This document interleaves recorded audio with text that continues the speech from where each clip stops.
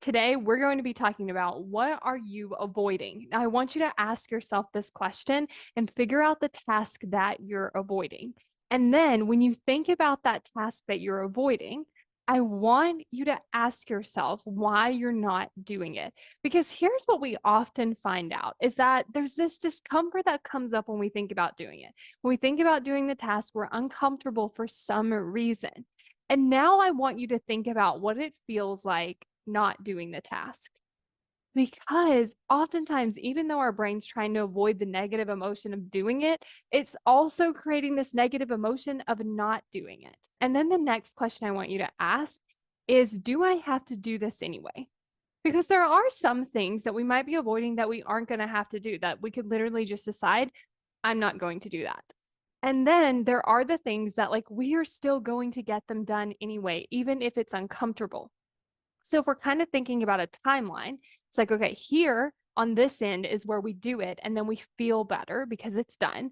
And then here's all the time we spend not doing it and feeling that discomfort. So the sooner you get the thing done, the sooner you stop avoiding the thing, what it allows you to do is spend more time in the enjoyment of it being done and less time in this discomfort of not doing it. Because the discomfort of doing it is going to be the same, but the discomfort of not doing it, we can actually shorten and get rid of.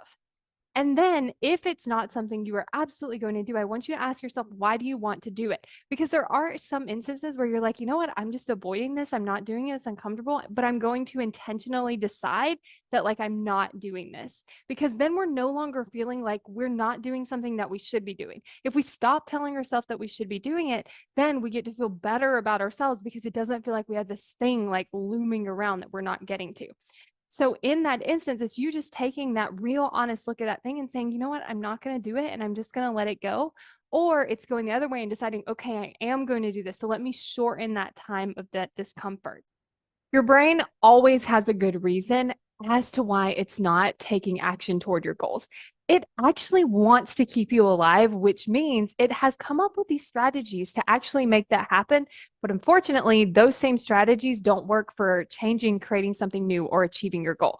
So if you want to learn about the strategies that your brain is actually using right now, then you want to get instant access to this video, because we're going to talk about, like, what is your brain naturally wired to do, how it's not really working for you, and how you can actually start to change that and improve it and make progress so that your brain is more wired to help you take action and achieve your goals. Go to successbykayla.com to sign up and get instant access to that video. And then you're also going to be on my email list. So get ready for some really great emails that are going to help you take action toward your goals now.